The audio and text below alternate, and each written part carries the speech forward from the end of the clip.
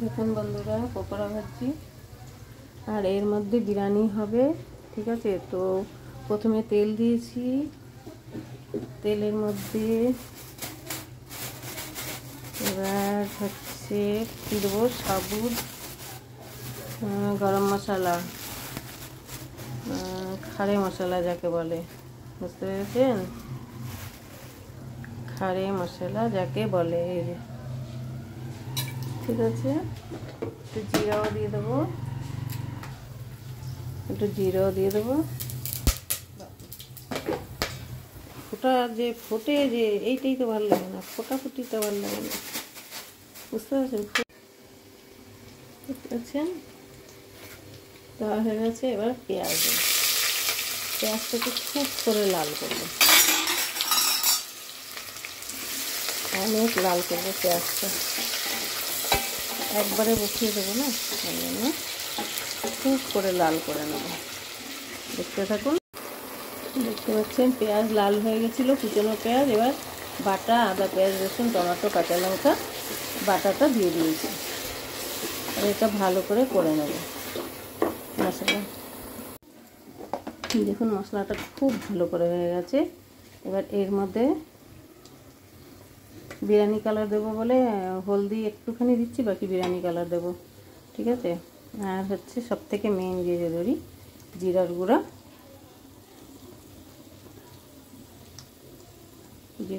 দিয়েছি। আর একটু গরম মশলা দিচ্ছি, পরে আবার দেবো একটু লাস্টে, যখন জল দিয়ে দেওয়া হবে। গরম মশলা দিয়ে দিলাম।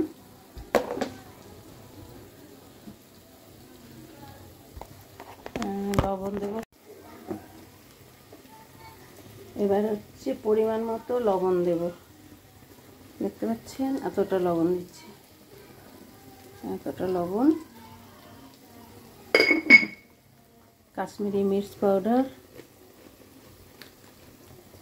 দেবো না, আর লাল মির্চ পাউডার, আর হচ্ছে বাকি মশলা আর এখন কিছু দেবো না, গরম মশলা পরে দেবো। এখন মাংসটা দিয়ে দেবো। ঠিক আছে, দেখাচ্ছি আপনাদেরকে।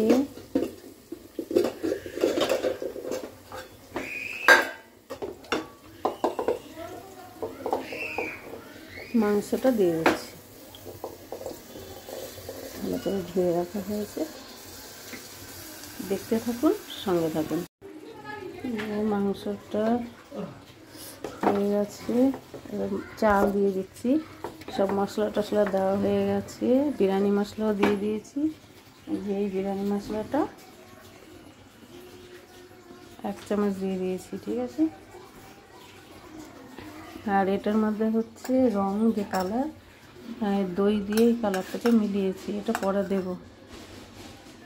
ঠিক আছে, আর বিরিয়ানির যে মিঠাই ইতর আর হচ্ছে গোলাপ জল পানি, ওইটাও ঢালা হয়ে গেছে।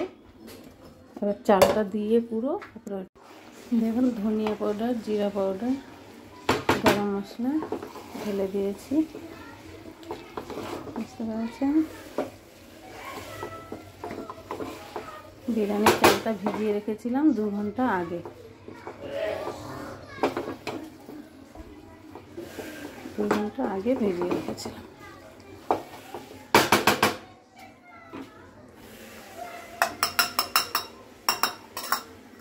এই যে দই দিয়ে জাফরান কালারটাকে মিলিয়েছি, দই দিয়েছি, খুব সুন্দর কালার হবে।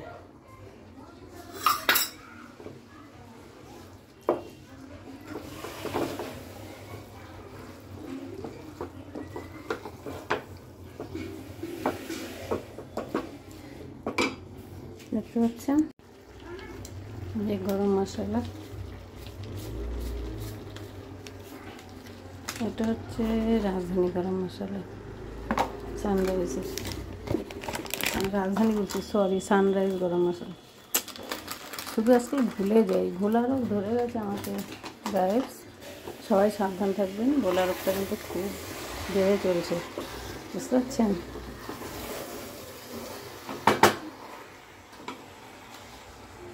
এবার জল দিয়ে একটু ঘি দেবো, দিয়ে ঢেকে দেবো। পরিমাণ মতো ঘি দিয়ে দিয়েছি, যে যেরকম ঘি খাবেন। আর এই যে জল, এইটা দিয়ে চাল মেপেছিলাম, এই জন্য এটা হচ্ছে মশলার জলটা, ওই জন্য এরকম কালার। জল দিয়ে দিচ্ছি। এটার আমি 1.5 গ্লাস, মতলব এই কাপটার 1.5 কাপ চাল নিয়েছি, জন্য জলটাও 1.5 কাপ। যে যেরকম আন্দাজ হয়, এই চালে লাগবে বেশি জল, ওই জন্য 1.5 কাপই দিয়েছি। ঠিক আছে, ওকে। এটা বিরিয়ানির চাল, বিরিয়ানির সিদ্ধ চালটা, যেটা টাইম লাগে।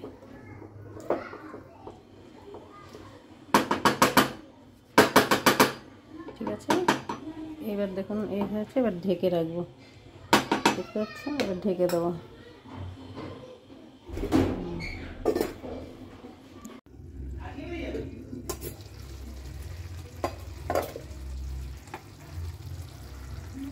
দেখুন বিরিয়ানিটা হয়ে গেছে অলরেডি, সব গলে টলে গেছে, ভাতও হয়ে গেছে। ঠিক আছে, এটা দেখাচ্ছি। ফাইনালি হয়ে গেল বিরিয়ানি। বন্ধ করে দিলাম। তো রেসিপিটি কেমন লাগলো, যদি ভালো লেগে থাকে তাহলে আবার আমি দেখাবো, যখন আমরা খেতে বসবো তখন জরুর দেখাবো যে বিরিয়ানিটা কীরকম বেনেছে। ঠিক আছে, ভালো থাকলে লাইক কমেন্ট শেয়ার করবেন, আর বেশি থেকে বেশি অন্যদিন একটা নতুন কোনো ব্লগ নিয়ে হাজির হব। Good evening, tata, bye bye. একটা লঙ্কা দিয়ে দেবো, দুটো না, এই আচারের দিলাম লঙ্কাটা, আর এই আচারের দিলাম একটুখানি এই যে রসুনের আচার, এটাও বিরিয়ানিতে দিয়ে দিলাম। আমি বিরিয়ানিটা আজকে একবারই বানিয়েছি, আপনাদেরকে দেখিয়েছি, কিন্তু হচ্ছে হ্যাঁ এটা দেখাও, আমি মিক্স করবো। আমি এই যে আপনাদেরকে দেখাচ্ছি, এটা মিক্স করতে গেলে না এটা দিয়ে হবে না, আমি এটা দিয়ে করছি। দেখুন মাংস বিরিয়ানি একবারে বানিয়েছি, মাংস আর চাল দিয়ে মাংস করে, বুঝতে পারছেন? বহুত জমদার বিরিয়ানি হয়েছে, বিশ্বাস করুন। আপনারা যদি খান না, এই রত্না মল্লিক চ্যানেলের বিরিয়ানি একবার খেয়ে দেখবেন যেভাবে করেছি। দেখুন কত সুন্দর হয়েছে, কালারটাও কত সুন্দর হয়েছে না? আমি হলুদ দেইনি, জাফরান কালারটাই দিয়েছি, কিন্তু সবেতে হয়ে গেছে। ঠিক আছে, আর এর থেকে বেশি ঘাটাঘাটি করব না। আচারটা যেহেতু এখন দিলাম, আচার, এটা আচারের বিরিয়ানি হয়ে গেল, বুঝতে পেরেছেন? আচার বিরিয়ানি। তো যাই হোক, দেখছেন, আপনারা ভালো থাকবেন, এরকম দেখতে থাকবেন।